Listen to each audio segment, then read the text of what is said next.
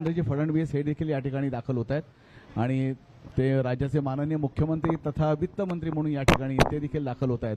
त्यांचाही या अर्थसंकल्पाच्या चर्चेमध्ये मनापासून स्वागत करतो। गेल्या अनेक वर्षापासून सह्याद्री वाहिनीवरून आपण हा अर्थसंकल्प या ठिकाणी सादर करत असतो आणि या अर्थसंकल्पाचं विश्लेषण आपण इथे करत असतो। देवेंद्रजी आपण या ठिकाणी आलात, आपल्याबरोबर आज चंद्रशेखरजी टिळक, वर्षाते माळबदे आणि निशिता राजे मॅडम या ठिकाणी आहेत। एकूण आपण म्हटलं तर आपण मांडलेलं सर्व प्रगतिशील, शाश्वत, सर्वसमावेशक आणि सुशासन या 4 तत्वांमुळे आपण हे अर्थसंकल्प आजचा मांडलात आणि अर्थसंकल्प आणि राज्याचे मुख्यमंत्री महोदय या दोन्ही द्वहीतून आज मांडण्याचा योग आपल्याला या ठिकाणी मिळाला। आणि या अर्थसंकल्पामध्ये आज पहिल्यांदा अनेक वर्षानंतर एक बाब प्रकर्षाने पाहिली आम्ही, कारण गेले 17-18 वर्ष आम्ही अशा पद्धतीचा कार्यक्रम करतोय आणि मी सूत्रसंचालन करतोय की समाजातल्या प्रत्येक घटकाचा बारकाईने विचार आणि पायाभूत सेवा सुविधांवर पहिले 50% जो भार त्या ठिकाणी 60% भाग दिला की त्याच्या माध्यमातून आपण विकासाची गती साधणार आहोत। कालचं ते आर्थिक सर्वेक्षण आलं, त्याच्यामध्ये बांधकाम आणि सेवा सेक्टरने आपल्याला प्रामुख्याने आणि उद्योगांनी मोठं स्थान दिलं। मग एकीकडे आपल्याला अवेळी पडणारा पाऊस किंवा अतिरिक्त पाऊस झाल्यानंतर शेतीचं नुकसान झालं, शेतीच्या एकूण याच्यामध्ये ग्रोथ रेटमध्ये कमी आलो असलो तर या पद्धतीने आपण वाढलो आणि देशाच्या 7.4% पलीकडे, विकास दरापलीकडे 7.8चं ध्येय आपण बाळगतोय आणि अनेक गोष्टींचा इतका सखोल विचार आपण या ठिकाणी केला आणि अर्थसंकल्प मांडलात। तर हा मांडल्यानंतर सर्वसमावेशक लोकांना आश्वासकता सांगण्यासाठी त्यांच्या परिभाषेमध्ये त्यांना समजेल अशा पद्धतीची भूमिका आपण या ठिकाणी काय मांडाल?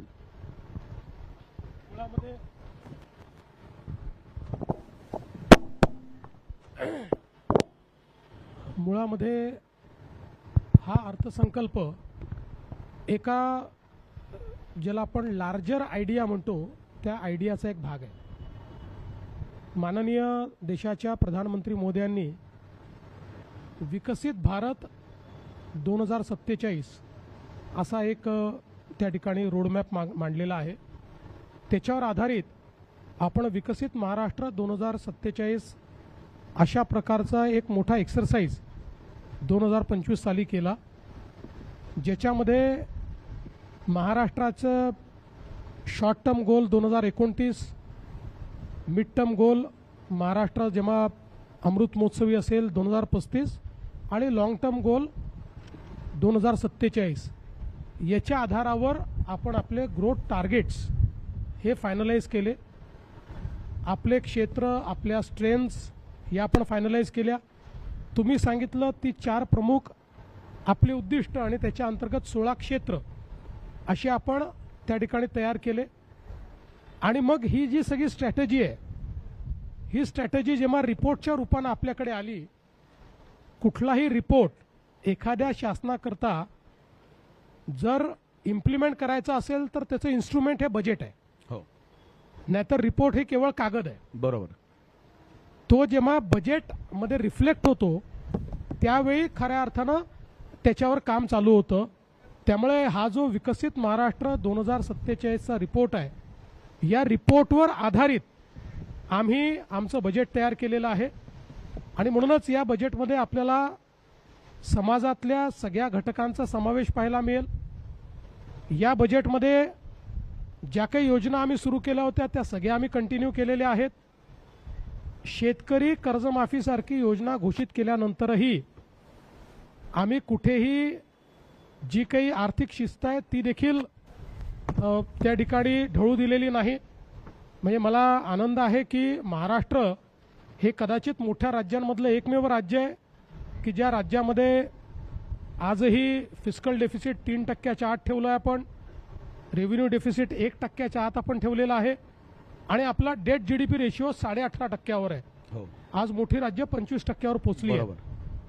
विशेषतः शेतकरी हा एक घटक मानून अनेक योजना आपण शेतकऱ्यांकरता केल्या आहेत आणि त्यासोबत एकीकडे इन्फ्रास्ट्रक्चरवर मोठा भर देत असताना आपण हा प्रयत्न केला की जॉब क्रिएशन, हो, ही एक आपल्या समोरची एक मोठी, मला असं वाटतं हे मोठं आव्हान आहे।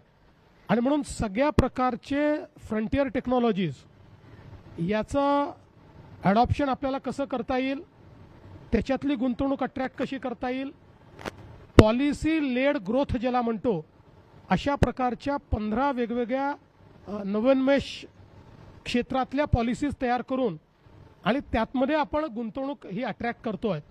आणि म्हणून मला असं वाटतं की पारंपरिकता आणि आधुनिकता या दोन्ही एकत्रित आणून आणि त्यासोबत आर्थिक शिस्तीचाही विचार करून हा अर्थसंकल्प मांडण्याचा आपण प्रयत्न केला आहे. सुनीताताई, आपण या ठिकाणी आपण जर पाहिलं तर महिलांच्या सक्षमीकरणापासून अनेक ठिकाणी आपण कामं करतो.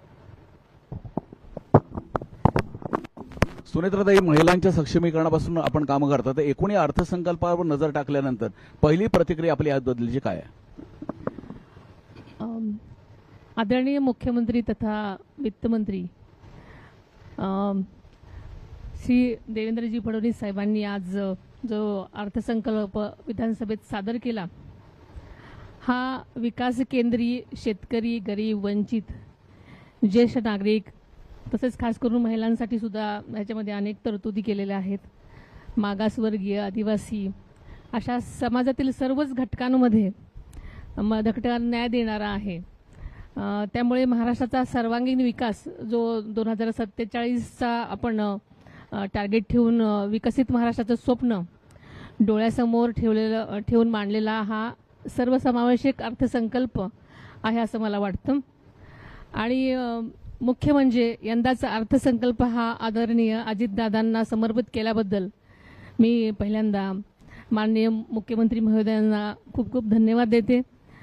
आणि आदरणीय अजितदादांचं उचित स्मारक उभारणं तसंच त्यांच्या नावाने गतिमान नागरी सेवा पुरस्कार सुरू करण्यासाठी जे दिलेली आहे आणि माझ्या मते हीच आदरणीय दादांना खरी श्रद्धांजली आहे.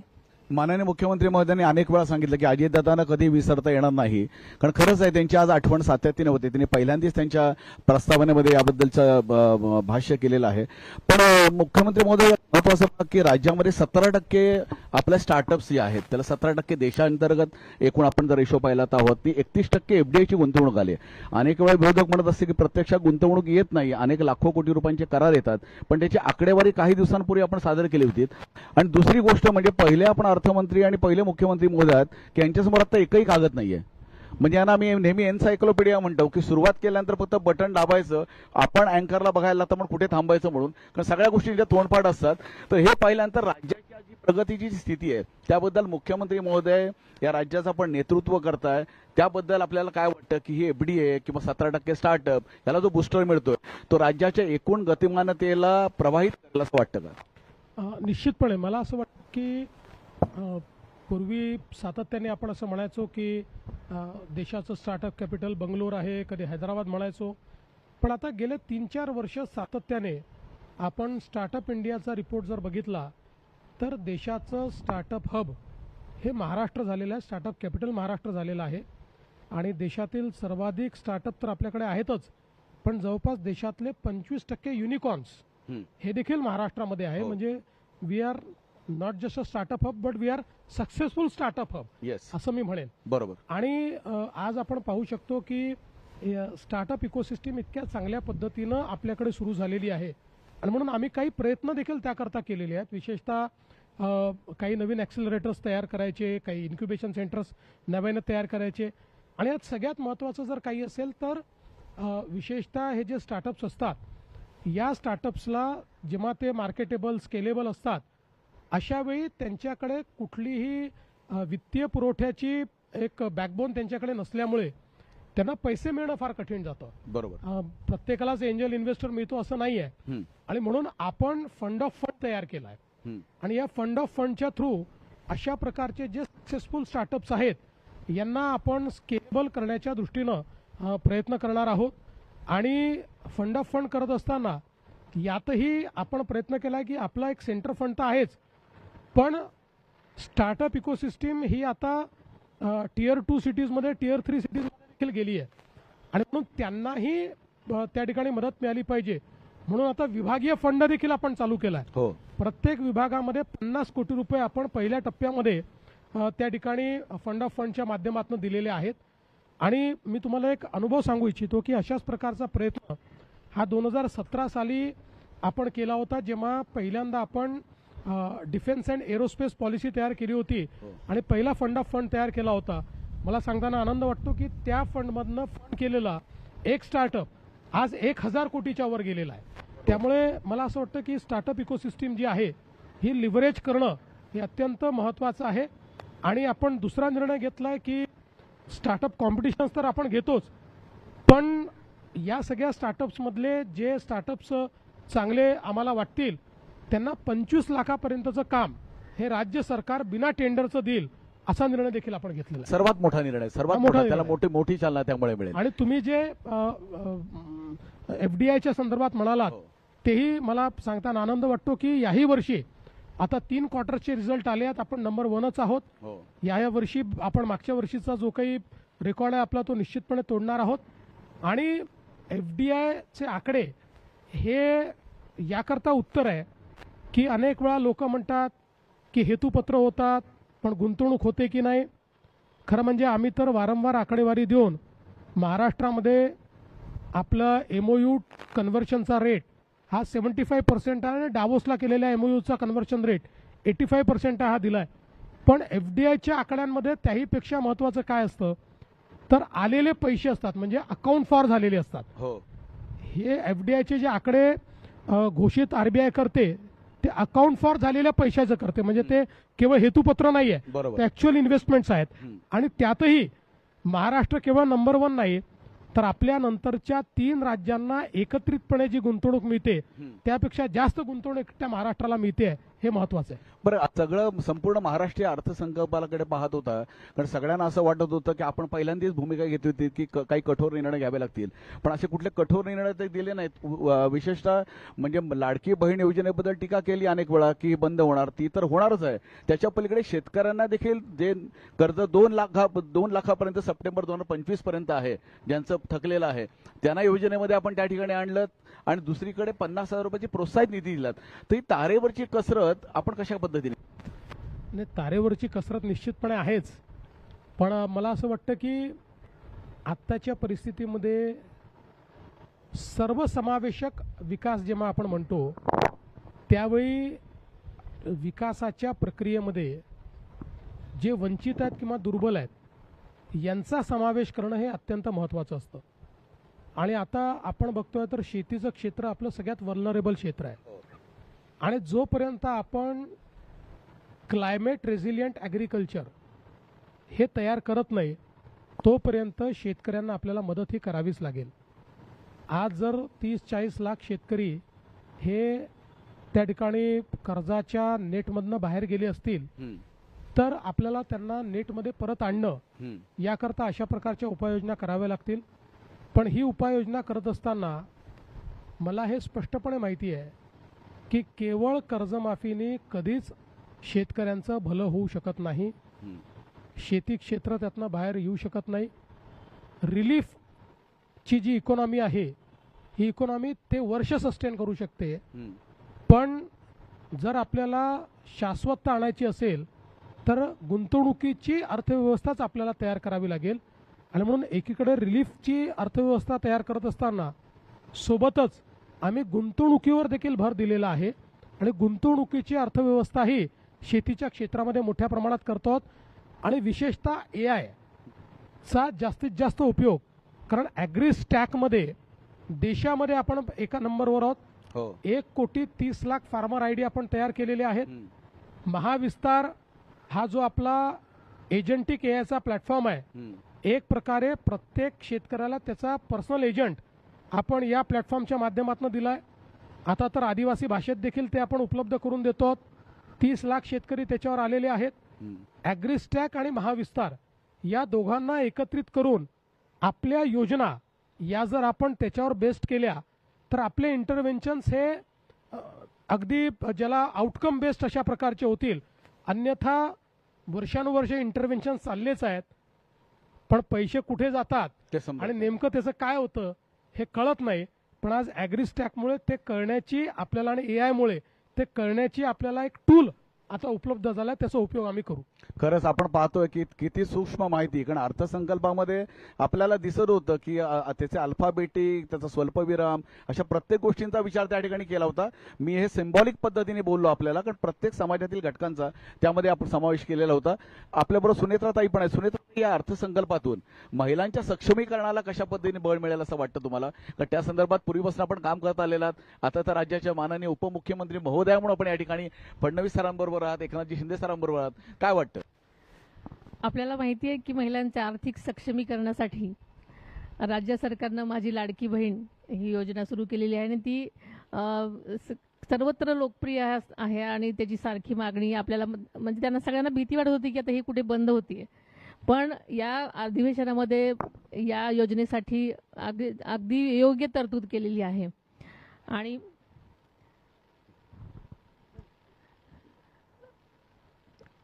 आणि या तरतुदीबरोबरच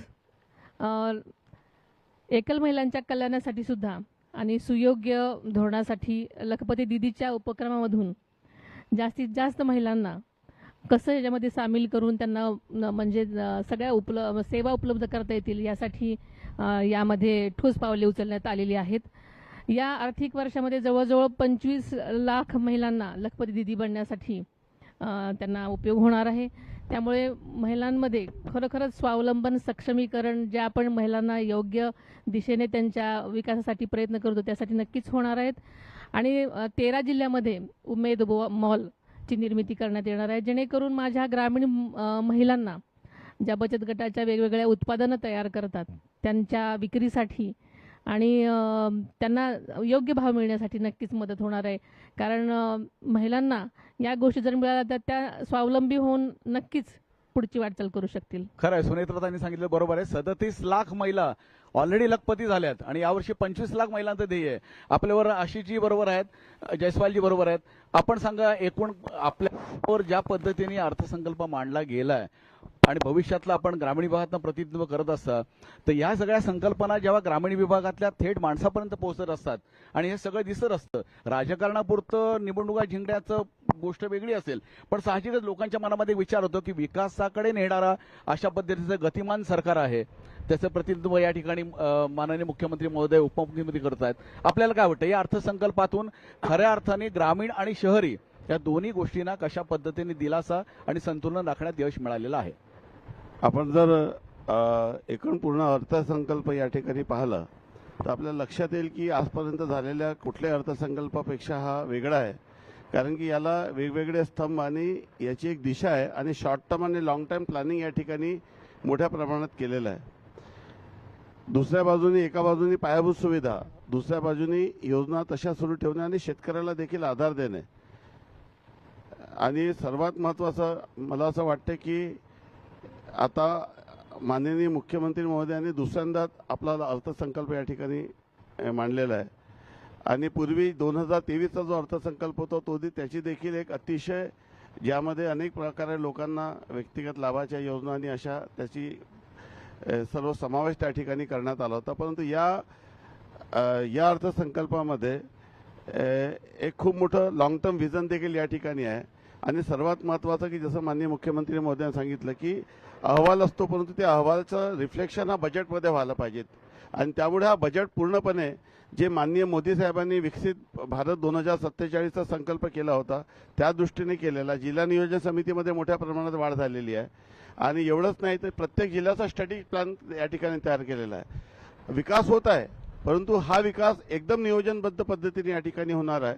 आणि त्यामुळे भविष्यामध्ये इतक्या मोठ्या प्रमाणामध्ये रोजगार निर्मिती आहे, इतके नवीन स्टार्टअप पासून तर इतक्या नवीन पॉलिसी या ठिकाणी करण्यात आलेल्या आहे. या पॉलिसीमुळे आपण जर पाहिलं या अर्थसंकल्पात आपण खूप काही आकडेवारी या ठिकाणी दिलेली नाही आहे, परंतु दीर्घकालीन आणि शॉर्ट टर्मची उपाययोजना या ठिकाणी करण्यात आलेल्या आहे. हे मला असं वाटतं की आजतागायत झालेल्या सर्व अर्थसंकल्पापेक्षा वेगळा आहे.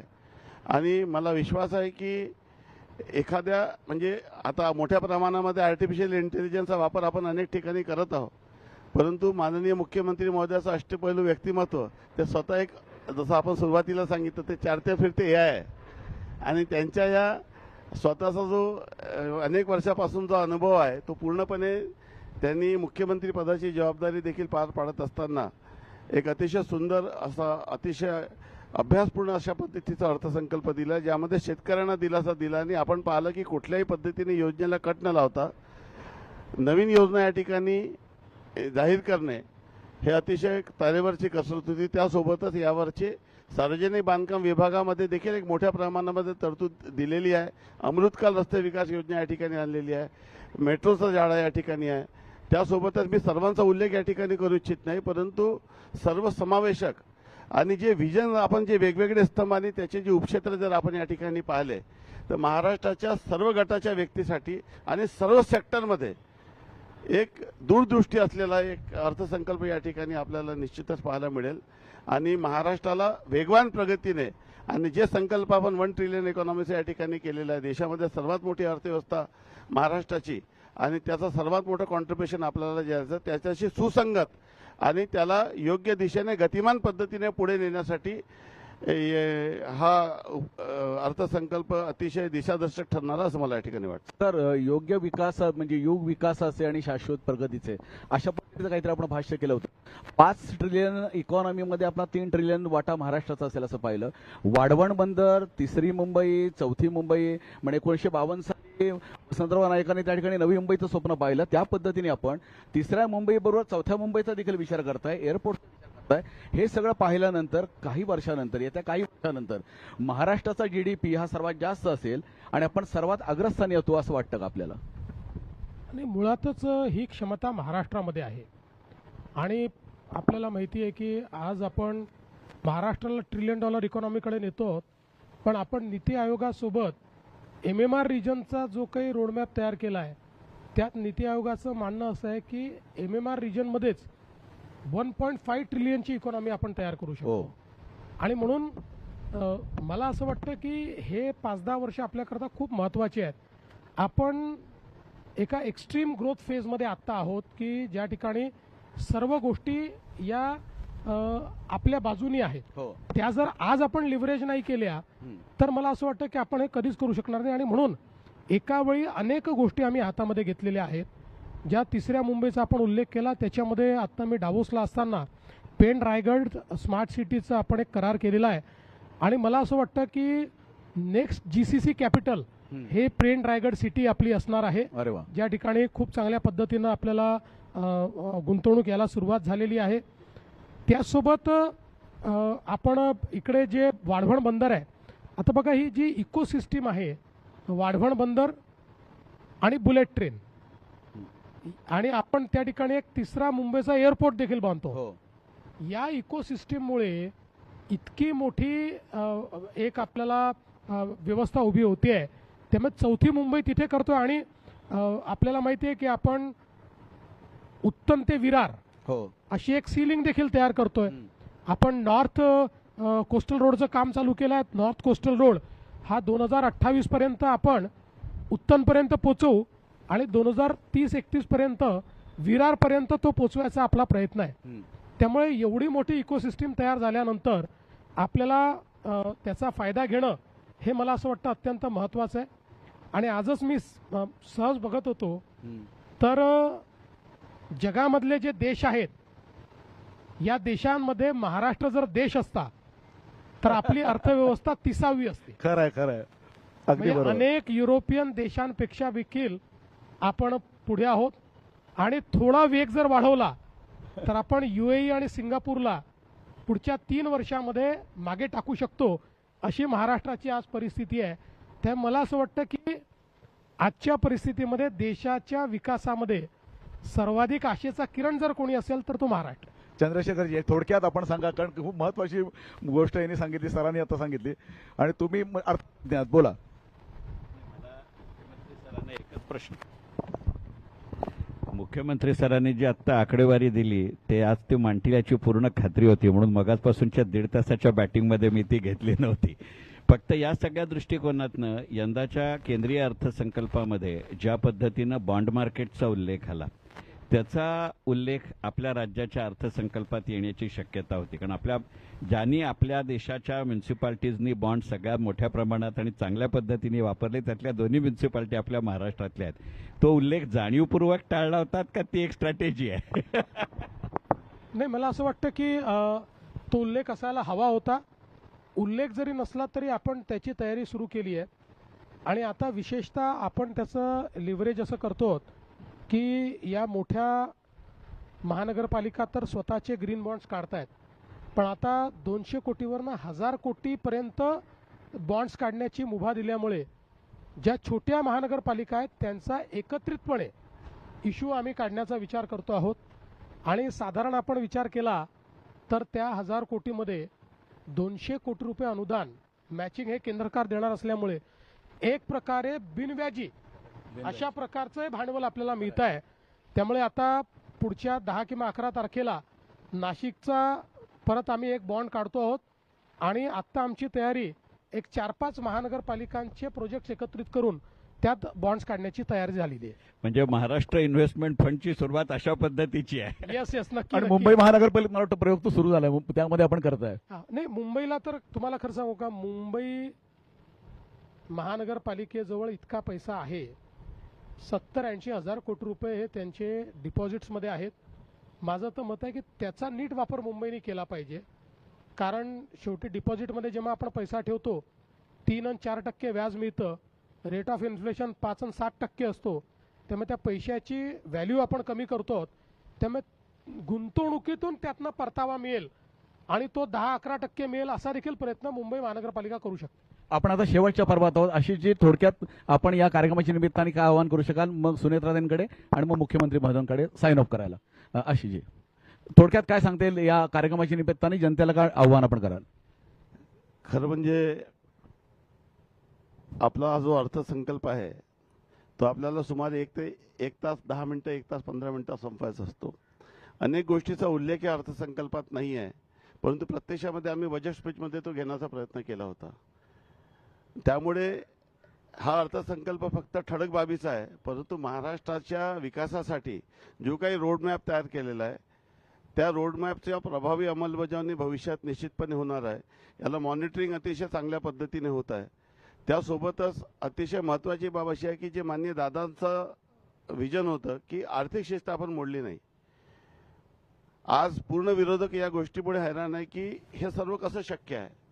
आणि माननीय मुख्यमंत्री महोदयांनी जे शेर या ठिकाणी म्हटलेलं आहे त्याच्यातूनच त्याचा सुतोवाच या ठिकाणी केलेला आहे की जेव्हा मनात संकल्प असतो, जेव्हा मनात एक काम करण्याची जिद्द असते आणि एका नेतृत्वामध्ये जेव्हा दूरदृष्टी असते तेव्हा हे सर्व घडत असते. आणि मी महाराष्ट्राच्या जनतेला मनापासून या ठिकाणी ही बाब सांगू इच्छितो की एक सक्षम व्यक्तीच्या हातामध्ये महाराष्ट्राचं नेतृत्व आहे. महाराष्ट्र आता थांबणार नाही, विकास आता लांबणार नाही, ही शपथग्रहण करत असताना जे घोषणा त्यांनी केली होती ते प्रत्यक्षात या ठिकाणी दिसून येत आहे.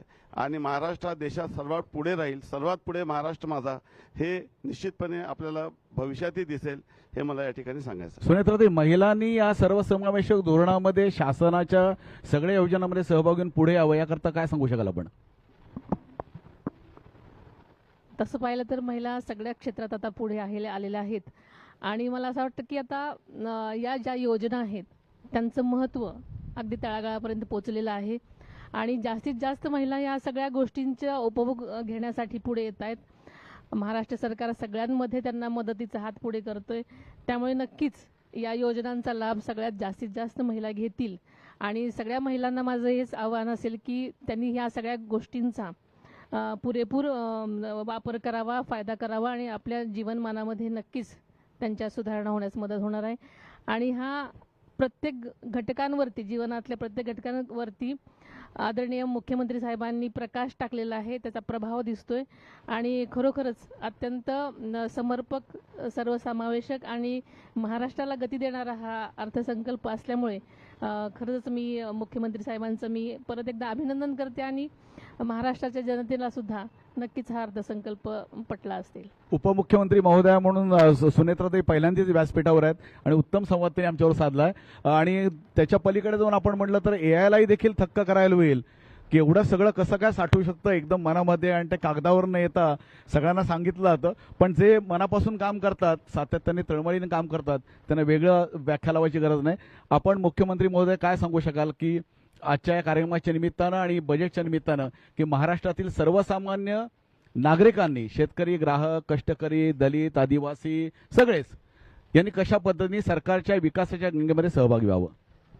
पहिल्यांदा तर मी सह्याद्री वाहिनीचे मनापासून आभार मानतो की दरवर्षी आमच्या अर्थसंकल्पाला जनतेचा अर्थसंकल्प करण्याकरता तुम्ही चर्चा घडवून आणता. या ठिकाणी एक्सपर्ट्सही येतात आणि आमच्यासारखे राजकारणी पण येतात. त्यामुळे एखाद्या अर्थसंकल्पाचे सगळे अँगल्स हे जनतेपर्यंत पोचतात. एक विश्लेषण त्याचं होतं. सामान्य माणसाला अर्थसंकल्प थोडा जड जातो, पण या विश्लेषणातनं त्यांना त्यातल्या बऱ्याचशा गोष्टी या कळतात. आणि म्हणून मला असं वाटतं की हा कार्यक्रम अतिशय महत्त्वाचा कार्यक्रम आहे. आता खरं म्हणजे जे काही बजेट मांडलेलं आहे ते प्रत्यक्षात उतरवण्याचा प्रयत्न आम्हाला करावा लागणार आहे. हे वर्ष आमच्याकरता चॅलेंजिंग वर्ष आहे, कारण आत्ता जे काही इमिजिएट वेदर मॉडेल्स आलेले आहेत त्या मॉडेल्सनी या वर्षाला अल निनोचं वर्ष म्हटलं आहे. बरोबर. आणि त्यामुळे पाऊस कमी पडणार आणि त्यातनं दुष्काळ सदृश परिस्थिती निर्माण होऊ शकते.